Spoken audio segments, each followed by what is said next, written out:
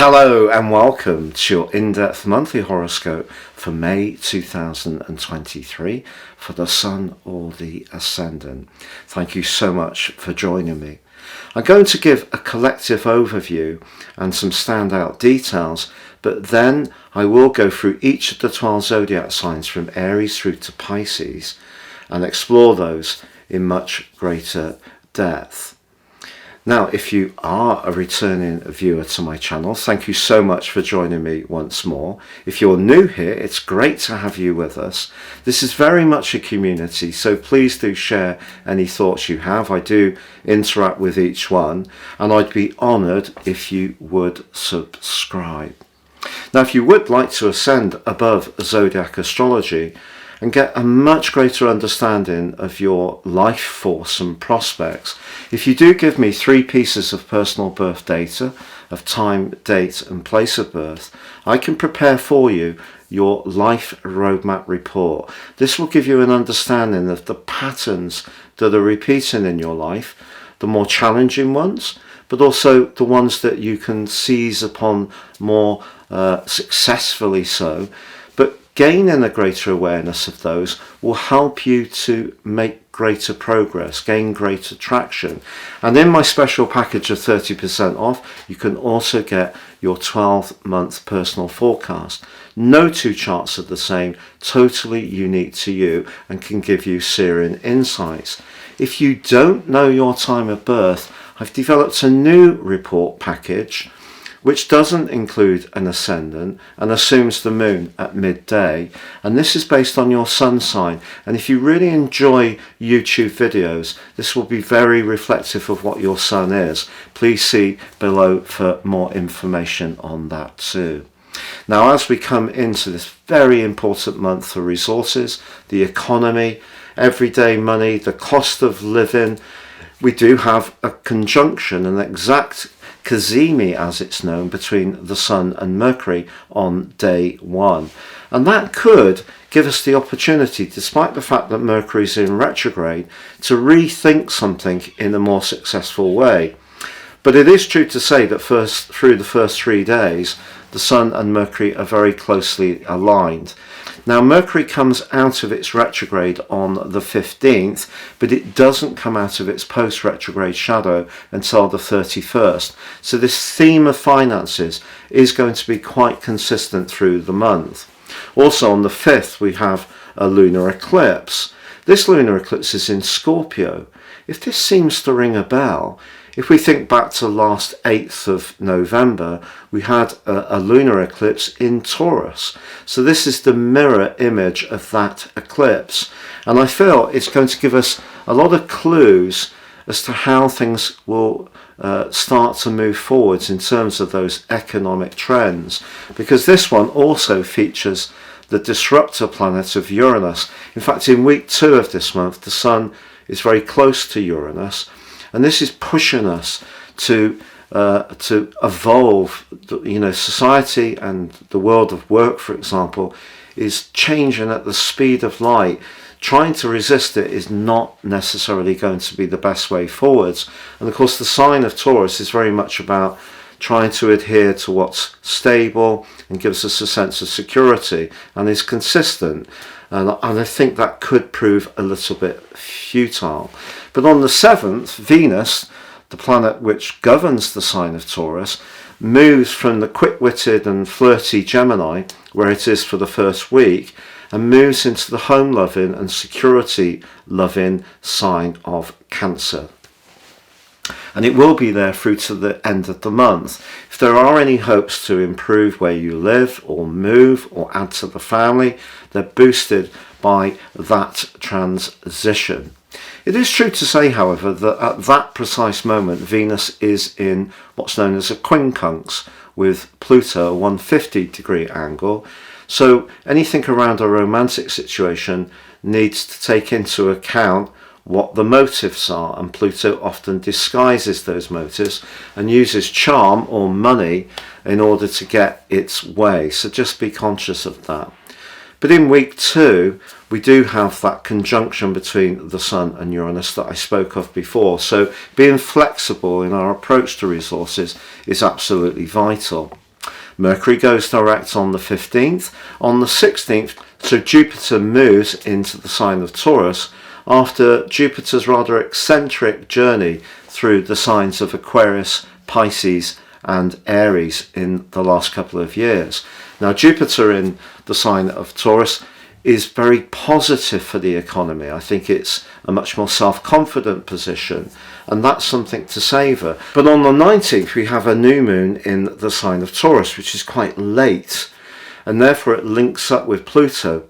Now, Pluto started its retrograde at the start of this month, but in this particular equation is a force for good, and also Neptune and Mars are feeding into the new moon in a very positive way. I think there is going to be better news. We all know that bonds, government bonds, have taken quite a hammering over the last few months, and equities have stood up quite well. But I think there is going to be some better news. Inflation will potentially come down. People will start to feel a bit less oppressed. Energy prices hopefully will also drop too. But the 20th does see the rather charismatic energies of Mars in Leo begin.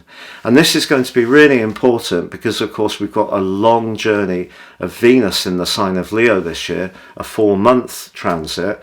And Mars moving into Leo is quite the show-off. So if you are someone who's interested in performance, in music, amateur dramatics, you have a creative talent that you want to manifest, then this can be a very important transit. But I should say that across weeks 2 and 3, Mars in late Cancer and then early Leo is going to be face to face with Pluto. And that's not so good, I feel, in terms of perhaps the potential for increased tension around domination. And domination these days seems to be played out on the world stage by very aggressive policies to do with nationalism. So hopefully this is not going to be a spark of some kind of increase in violence on the world stage. But Mars opposite Pluto is, you know, the two ruling planets of Scorpio. This is kind of like the OK Corral, but on the world stage. And I think obviously with the potential for some big clashes in terms of cultures, that is a little bit concerning. But if there is somebody that you were really attuned to in a sexual sense, this is going to heighten the desire motivation hugely. Now on the 21st, the Sun does make its way into the speedy and quick-witted and flirty Gemini, where it will be for the last 10 days of the month. But the ruler of the sign of Gemini, Mercury, is actually forging from the 6th through to the 28th, a fabulous link with Saturn. And Saturn in Pisces may be a more thoughtful energy, and maybe one that asks us to grapple with our emotions more. But I feel that it's important to understand, you know, the past investment of time, energy and emotion or care that have gone into certain situations, and to see the benefits that those things can have in terms of the more physical plane. Now, it is also the case that the Sun is going to be forging an extremely charismatic link with Mars across weeks 3 and 4 and the last few days of the month. Now, this is going to go across 4 zodiac signs because both are going to be moving. So that's exciting in itself. The first one, between Taurus and Cancer, is very much about working with the emotional plane in terms of how we feel in terms of physical security. But once the Sun bustles its way into the air sign of Gemini, and Mars moves into the very grand and proud fire sign of Leo, I think it all gets much more outgoing and much more extrovert. So I think there can be quite a social dimension that really develops towards the end of this month. Also, the Sun forges a trine, again across 4 zodiac signs, with Pluto from the 19th through to the 24th. So some big evolutions can go on in our situations. With Pluto, it can be inner changes, or it can be the more physical world around us. But I think what we can all expect is things to speed up and become more exciting. But once Mercury comes to the end of its post-retrograde shadow on the 31st, then we're really going to be seeing a real sign of green shoots, I feel, when it comes to resources, as long as there is no big combustible event in terms of countries really getting into conflict towards the end of this month as Mars and Pluto face up. But essentially this is a month where I feel that the lunar eclipse provides a mirror for the next 6 months. So by the time we get around to the 8th of November this year, I think we will have worked our way through quite a lot of readjustments. And obviously the cost of living increase has been extremely painful for a lot of people and is not to be something that commented on in a light way.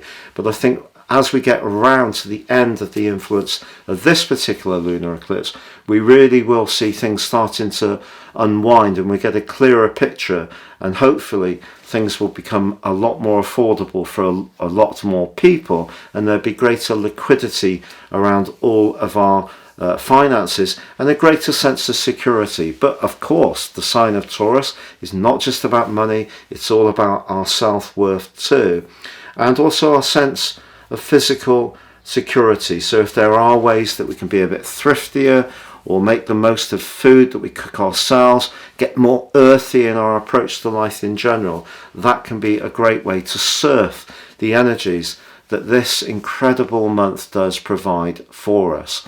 Now please stay with me as I go through each of the 12 zodiac signs from Aries through to Pisces. So Aries, your May forecast really excites me, particularly that alliance between your ruler Mars and also the Sun, which really starts to pick up in weeks 3 and 4. But particularly I feel when the Sun does arrive in the sign of Gemini.